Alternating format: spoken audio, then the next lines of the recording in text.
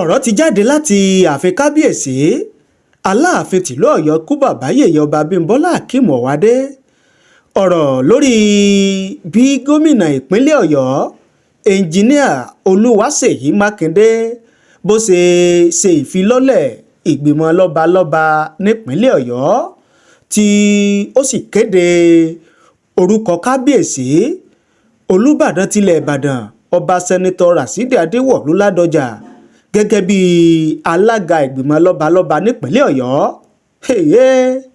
Láti ìgbà tí ètò yẹn ti wáyé, eléyìí tó wáyé ní ọjọ́ Thursday ọjọ́ 15 oṣù kínní ọdún 2025 òun náà ni oríṣiríṣi àwọn èèyàn ti ń sọ̀rọ̀ ni wọ́n ti ń fi èrò àti ìwòye tí wọ́n sọwọ́ gẹ́gẹ́ bí mo ṣe máa ń sọ wípé èrò kì í papọ̀ ìwòye kì í papọ̀ lórí ọ̀rọ̀ tàbí ṣẹlẹ̀ tó bá ṣẹlẹ̀ ní òkè ìpẹ̀ nílẹ̀ Yorùbá nínú ayé torí pé ojú ọ̀tọ̀ọ̀tọ̀ ìwòye ọ̀tọ̀ọ̀tọ̀ ni la fi máa ń wo ọ̀rọ̀ àti ìṣẹ̀lẹ̀ tó bá ṣẹlẹ̀ láwùjọ. Bí gómìnà ìpínlẹ̀ Ọ̀yọ́ bó ṣe wá nawọ́ kábíyèsí tó kéde kábíyèsí Olúbàdàn tilẹ̀ Ìbàdàn pé bàbá ẹ̀yin ni ẹ máa jẹ́ bí alága ìgbìmọ̀ lọ́balọ́ba nípínlẹ̀ Ọ̀yọ́ o ọdún méjì sílẹ̀ lò tẹ́ ẹ bá ti lọ ọdún méjì tí náà ni ẹlòmíì ọbọ̀ ọbẹ̀. Àwọn kan wá ń wò wípé kí ló dé tí kábíyèsí Aláàfin tìlú Ọ̀yọ́ tí ò fi wà níbi ètò yẹn ṣé wọn ò ránṣẹ́ sí kábíyèsí ni ṣé wọn ò pe kábíyèsí ni ṣé kábíyèsí ò mọ̀ pé ètò máa wáyé lọ́jọ́ yẹn ni àbí kí ló dé gan tí kábíyèsí Aláàfin tìlú Ọ̀yọ́ tí ò fi wà níbi ètò náà. Torí pé ọ̀pọ̀lọpọ̀ àwọn lọ́balọ́ba nípínlẹ̀ Ọ̀yọ́ nílẹ̀ Ìbàdàn ní Òkè Ògùn ní Ìṣẹ́yìn l'Ógbómọ̀ṣọ́ òun náà ni wọ́n péjú ni wọ́n pèsè níbi tí ètò ọ̀hún ti wáyé níléeṣẹ́ ìjọba ní ìpínlẹ̀ Ọ̀yọ́ nílùú Ìbàdàn nípínlẹ̀ Ọ̀yọ́. Lára àwọn ọba tí wọ́n wà níkàlẹ̀ láti rí kábíyèsí Ṣọ̀ún ti ìlú Ògbómọ̀ṣọ́ kábíyèsí Elérùwà àrí kábíyèsí ìlú Ṣakí àrí Àṣẹ́yìn àti ọ̀pọ̀lọpọ̀ àwọn lọ́balọ́ba nípínlẹ̀ Ọ̀yọ́ tí wọ́n péjú tí wọ́n pèsè. Bí kábíyèsí Aláàfin tìlú Ọ̀yọ́ ṣe wá wà ń bẹ̀ ló ti wá ń kọ ọ̀pọ̀lọpọ̀ lóminú wípé ṣe ìṣe wípé ọ̀tẹ̀ ó tún ṣẹ̀ṣẹ̀ bẹ̀rẹ̀ láàrin àwọn ọba aládé yìí nípínlẹ̀ Ọ̀yọ́ pàápàá jùlọ láàrin kábíyèsí Olúbàdàn tilẹ̀ Ìbàdàn àti kábíyèsí Aláàfin tìlú Ọ̀yọ́. Ṣùgbọ́n tí mo wá rí tí mo padà rí ní alẹ́ ọjọ́ tí ètò yẹn wáyé òun náà ni ìròyìn tó jáde ìyẹn gẹ́gẹ́ bí àtẹ̀jíṣẹ́ tí ó jáde láti ààfin kábíyèsí Aláàfin tìlú Ọ̀yọ́ tí wọ́n fi síta fáwọn oníròyìn. Kí ló wà nínú àtẹ̀jáde ọ̀hún? Kí ni àtẹ̀jáde ọ̀hún sọ? Àtẹ̀jáde ọ̀hún ló ń sọ wípé ọ̀rọ̀ rí bí gómìnà ìpínlẹ̀ Ọ̀yọ́ ṣe wí o wípé àwọn ti pe àwọn lọ́balọ́ba nípínlẹ̀ Ọ̀yọ́ léyìí tí kábíyèsí Aláàfin tìlú Ọ̀yọ́ sì wà ń bẹ̀ láti fi tó wọn létí wípé ọ̀rọ̀ ìgbìmọ̀ lọ́balọ́ba nílẹ̀ Ìbàdàn bó ni ó ṣe di pé ìpàdé ọmọ padà wáyé àti wípé lórí ta ni ó jẹ́ alága ta ni ó jẹ́ alága a máa rotate ẹ̀ ní o jẹ́ kí n jẹ́ oní ọ̀rọ̀ alága ìgbìmọ̀ lọ́balọ́ba nílùú Ìbàdàn ní ọmọ nípínlẹ̀ Ọ̀yọ́ pé ènìyàn ọmọ jẹ́ pé gómìnà sọ wípé àwọn ti bá àwọn kábíyèsí orí adé sọ̀rọ̀ bíi kábíyèsí Aláàfin tìlú Ọ̀yọ́ kábíyèsí Olúbàdàn tilẹ̀ Ìbàdàn kábíyèsí Ṣọ̀ún tìlú Ògbómọ̀ṣọ́ pé àwọn ti pè wọ́n papọ̀.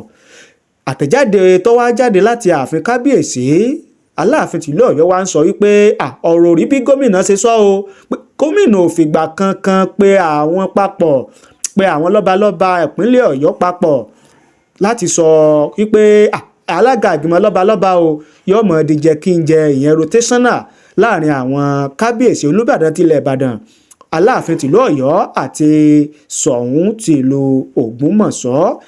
Ìròyìn ọ̀hún jáde ó tẹ̀ wá lọ́wọ́ ẹ jẹ́ kí n mú wá fún yín. Wọ́n ní press release the attention of the Alaafin's palace has been drawn to a statement credited to His Excellency Governor Seyi Makinde that he consulted with the three traditional rulers in the state, the Alaafin, the Olubadan, and the Soun of Ogbomoso, on the rotational chairmanship of the State Council of Obas and Chiefs. Gẹ́gẹ́ bí ó ti tẹ̀síwájú, the palace hereby wants to state clearly that there was no time that His Imperial Majesty, the Aláàfin of Ọ̀yọ́, Ọba Engineer Abimbola Akeem Adewan, held any meeting with either the state governor or any of the two traditional rulers mentioned above. Also, the Alaafin did not tell the governor or make a categorical statement on his endorsement of rotational chairmanship among the three traditional rulers in the state. The position of the Alaafin and the entire Oyo community on the general issue of the state, Council of Obas and Chiefs has been enunciated in a memo delivered to His Excellency by the Oyo Council of Elders. Gẹ́gẹ́ bí ó sì tẹ̀ wá lọ́wọ́, òun náà lẹ́gbọ́ tí a mú wá fún yín yẹn gẹ́gẹ́ bí ọ̀rọ̀ eléyìí tó jáde láti ààfin kábíyèsí Aláàfin tìlú Ọ̀yọ́ lórí àwọn ọ̀rọ̀ tí gómìnà ìpínlẹ̀ Ọ̀yọ́ sọ lásìkò tí ó nawọ́ tó kéde orúkọ kábíyèsí Olúbàdàn tilẹ̀ Ìbàdàn Ọba Sẹ́nẹ́tọ̀ Rashidi Ladoja gẹ́gẹ́ bí alága Igbimo Lọbaloba nípínlẹ̀ Ọ̀yọ́ tí kábíyèsí Olúbàdàn tilẹ̀ Ìbàdàn tí wọ́n ó sì lo ọdún méjì kí ẹlòmíì ó tó bọ́ bẹ́ẹ̀. Oríṣiríṣi àwọn èèyàn tí wọ́n ń fi èrò àti ìwòye tí wọ́n sọwọ́ gẹ́gẹ́ bí ìwòye àti èrò titi wọn. Lára àwọn tí wọ́n ti fi èrò àti ìwòye tí wọ́n sọwọ́ sí wa ni láti rí Akínwálé Sheriff. Àwọn ní I trust kábíyèsí, he can never say source nígbà tí ọba ò fẹ́ fi orí àpèrè sílẹ̀. Gẹ́gẹ́ bí Akínwálé ṣe sọ nìyẹn. Ọlárìnwájú James, àwọn ní Makinde appointed him in the first place and he can remove him as well. Atóyèbí Oyètádé Joel, àwọn ní signing it to law means the rotation has come to stay. It behoves on and any king to accept the declaration. The law is very clear. Gẹ́gẹ́ bí wọ́n sì fi sọwọ́ tí wọ́n nìyẹn. Prince Ọmọ Ọwá, àwọn ní Yorùbás don't need all this bickering at this crucial time. When average Nigeria cannot afford a single meal per day. In the olden days, nothing like governor or president or chairman council of Obas and the impact of Obas were positively felt and enjoyed by their respective subjects. Alaafin should bury the hatchet and allow peace to reign. Gẹ́gẹ́ bí ọ̀rọ̀ ọmọ wa nìyẹn bí wọ́n ṣe fi sọwọ́. On issue of handshake by Obas, it is repugnant to our cultures and traditions for Kábíyèsís to shake hand with anyone in public, but rather use their hostels by shaking it toward whom is being greeted with left hands. Ilẹ̀ Yorùbá kò ní bàjẹ́ o, àmín. Gẹ́gẹ́ bí wọ́n ṣe fi sọwọ́ nìyẹn. Bọ́láńlé Mọ́lọ́mọ́, àwọn ní if I am to be the Kábíyèsí, I will not struggle to be a chairman of a council that their advices may not be implemented. We instead travel back to my base in Europe and Canada to bring investors to Oyo town and make it Dubai of the Oyo state of Nigeria. Ọlálékan Lakeside, wọ́n ní no matter how Alaafin is superior to all Yoruba kings, I'm from Ibadan. Even my dad is part of Magajis now. But we should all know that we should not do things because of you. See someone is small to you, but his seat is higher than you. Mr. Saheed Adetunji Oluyole, wọ́n ní ló bá tán gbàs. So the chair that history forbid standing up from has finally been reassigned. Turnout power does not respect volume. Slogans or endless Ikú Bàbá Yèyé chanting only structure and authority. While some were busy defending a seated handshake, the real chair quietly walked to Ibadan. Lesson of the day: when you fight decorum instead of reality, reality rearranges the sitting order for you. History did not end. Management just changed the chairman, àṣejù bàbá àṣetẹ́ wọléwọléwòde aláṣejù àṣejù bàbá àṣetẹ́ gẹ́gẹ́ bí ọ̀rọ̀ Saheed Adétúnjì nìyẹn. Ẹ jẹ́ àwọn tí Mr. Ọládẹni Progress Adéolú sọ, wọ́n ní now that this has finally happened between the Olubadan and the Alaafin, matter deserve more respect. The same governor installed the Olubadan, the same governor installed the Alaafin, and the same governor installed the Soun. The governor also said that the chairmanship will be rotated starting with the Olubadan. Now you see the Alaafin referring to old history, claiming to be the one who owned the Yoruba land. But what does that history stand now? Even the Soun did not struggle with the chairmanship. The governor did not make the Alaafin the first permanent chairman of the Council of Obas. It is after the Olubadan has served his term that the Alaafin will then become the chairman. So we are looking forward to seeing how the Alaafin will respond to this, especially since he was absent at today's event. But let me be clear, I love the Alaafin, I love the governor, I love the Olubadan, and I love the Soun of Ògbómọ̀ṣọ́ land very much. Gẹ́gẹ́ bí ọ̀rọ̀ títí wọn nìyẹn. Ọmọ Ẹgbẹ́léndé wọ́n ní you won't fight government be that ó léwu o. Gẹ́gẹ́ bí ọ̀rọ̀ àwọn èèyàn tí wọ́n fi sọwọ́ nìyẹn. Kí lèrò, kí ni ìwòye tiyín gẹ́gẹ́ bí àwọn èèyàn ṣe fi ń sọwọ́ sí wa? Ẹ jẹ́ ká mọ̀ láàyè comment nísàlẹ̀ fídíò yìí, a kà á sì ṣe àgbéyẹ̀wò rẹ̀. Kí ni èrò tiyín bí gómìnà ìpínlẹ̀ Ọ̀yọ́ engineer Olúwaṣèyí Makinde bó ṣe kéde kábíyèsí Olúbàdàn tilẹ̀ Ìbàdàn ọba Senator Rashidi Ladoja gẹ́gẹ́ bí alága ìgbìmọ̀ lọ́balọ́ba nípínlẹ̀ Ọ̀yọ́ tí wọ́n ó lò ọdún méjì kí kábíyèsí Aláàfin tìlú Ọ̀yọ́ káwọn náà tó bọ́ bẹ́ẹ̀. Ṣùgbọ́n kábíyèsí Aláàfin tìlú Ọ̀yọ́ wọn ò wá níbi tí ètò àwọn ti wáyé tí wọ́n ti ṣe ìfilọ́lẹ̀ ìgbìmọ̀ lọ́balọ́ba nílẹ̀ Ìbàdàn. Kí ni ìwòye tiyín, kí lè rò tiyín? Ṣé pàdé ọ̀hún ṣé ó máa wáyé bó ṣe yẹ kó wáyé, àbí kí lẹ rò pé ó máa ṣẹlẹ̀ lérí ìgbésẹ̀ eléyìí tó tún jáde yìí? Ẹ fi ṣọwọ́ sí wa o. Ẹ ṣé bẹ́ẹ̀ sí ń wò wá, ẹ ṣé bẹ́ẹ̀ sí ń gbọ́ wa. Ojú tẹ́ fi ń wò wá kò ní fọ́, etí tẹ́ fi ń gbọ́ wa kò ní di láṣẹ Èdùmàrè.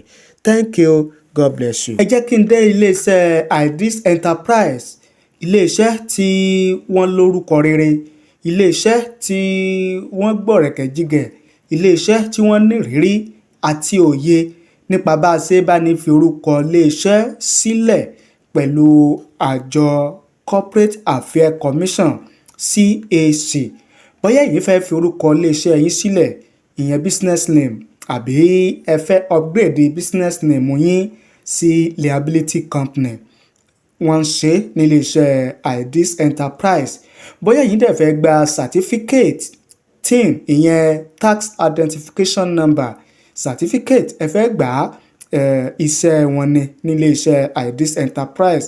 Bákan náà, bóyá àjọ tàbí association kan lẹ́yìn ní tí ẹ wá fẹ́ fi orúkọ sílẹ̀ lọ́dọ̀ àjọ Corporate Affairs Commission CAC, kẹ́ ẹ lè láǹfààní sí àwọn owó ìrànwọ́ tí ìjọba àpapọ̀ tí wọ́n ń fún àwọn onílé iṣẹ́ àti àwọn ẹgbẹ́jẹgbẹ́ tí wọ́n bá ti forúkọ sílẹ̀. Ẹ bá iléeṣẹ́ Idris Enterprise, ẹ bá wọn sọ̀rọ̀. Mo sì mọ̀ wípé ayọ̀ ni yóò padà já sí, torí pé ọ̀pọ̀lọpọ̀ àwọn tí wọ́n ti ń bá wọn dòwò pọ̀ tí wọ́n ń gbéṣẹ́ fún wọn ò ní wọ́n kan sára tí wọ́n sì ń dúpẹ́ nígbẹ̀yìn. Ìdí abájọ ni pé wọn kì í fi iṣẹ́ wọn falẹ̀. Àsìkò péréte òun náà ni ohun tí wọ́n bá yín ṣe òní yóò jáde. Bóyá ìforúkọsílẹ̀ iléeṣẹ́ ni àbí ti NGO, ìyẹn non-governmental organization, tàbí ẹ̀yin fẹ́ ṣe NIN modification, wọ́n ń ṣe nílé iṣẹ́ Idris Enterprise. Bákan náà, bóyá ẹ̀yin fẹ́ máa gbé ọjà local goods, ẹ fẹ́ máa gbé lọ sí orílẹ̀-èdè míì, ẹ wá ń wá ọ̀nà àbáyọ, ẹ fẹ́ gba ìwé ẹ̀rí tí ẹ fi lè máa láǹfààní láti máa gbé ọjà lọ sí ilẹ̀ òkèrè, ìyẹn export license, ilé iṣẹ́ Idris Enterprise wọ́n bá yín ṣe lọ́nà ìrọ̀rùn láì ní fi àsìkò ṣòfò. Bákan náà, iléeṣẹ́ Idris Enterprise wọ́n bá ní gba international passport ní àárín àsìkò péréte láì ní fi àsìkò ṣòfò tí kò sì ní ná yín ní wàhálà kankan. Nítorí wá jẹ́ kó rọrùn ni wípé kò síbi tẹ́ ẹ̀ ti lè bá wọn dòwò pọ̀. Ìlú wo lẹ̀yin wà, orílẹ̀-èdè wo lẹ̀yin wà, ẹ̀yin ẹ kàn pè wọ́n kẹ́ ẹ bá wọn sọ̀rọ̀, kẹ́ ẹ ṣàlàyé ohun tẹ́ ẹ bá fẹ́ fún wọn. Mo sì fọwọ́ sọ̀yà wípé ìrọ̀rùn òní yóò bá dé. Ẹ̀rọ ìbánisọ̀rọ̀ wọn ni 09037690638. Ẹ gbọ́ lẹ́ẹ̀kan sí 09037690638. Òun náà ni ẹ̀rọ ìbánisọ̀rọ̀ Ideals Enterprise. Ẹ pè wọ́n lónìí kẹ́ ẹ bá wọn sọ̀rọ̀. Ideals Enterprise ní ẹ̀kan sí o. Registration ilé iṣẹ́ àti mọ́tò báwo lẹ ṣe fẹ́ sí? Ideals Enterprise àwọn ní bàbá. Ideals Enterprise ilé iṣẹ́ tó láàmìlaka tó ta kàmálẹ̀ káàkiri àgbáyé.